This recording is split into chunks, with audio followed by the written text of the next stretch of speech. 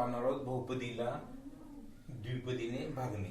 त्याचं उदाहरण आहे x चा वर्ग अधिक 4x अधिक 4 भागिले x अधिक 2. आता ही आहे द्विपदी आणि ही आहे बहुपदी. त्या बहुपदीला द्विपदीने कसे भागतात हे आपण पाहणार आहोत.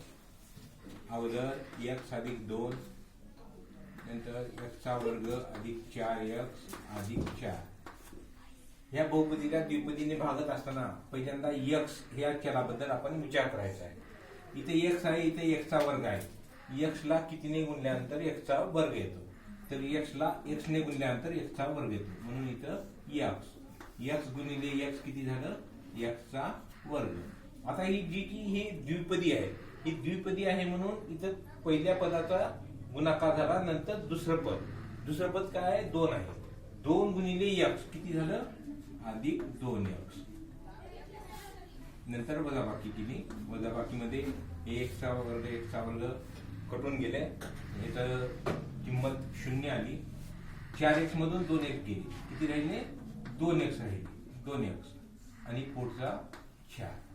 आता इथे x हा चल आहे आणि इथे 2x आहे, तर x ला कितीने गुणल्यानंतर 2x हा चल येतो.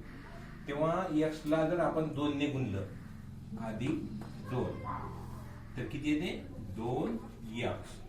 x ला जर 2 ने गुणलं तर 2x. 2 गुणिले 2 किती येते, 4.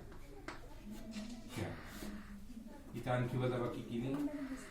वजाबाकी केल्यानंतर काही 2x मधून 2x गेले, 0 राहिले. 4 मधून 4 गेले, 0 राहिले. आता या बहुपदीला द्विपदीने भागण्यामध्ये हा आला भागाकार किती आला, भागाकार x अधिक 2 आणि बाकी काय आली, बाकी ही 0 आली. तर आज आपण पाहिलो की बहुपदीला द्विपदीने कसे भागतात. थँक्यू.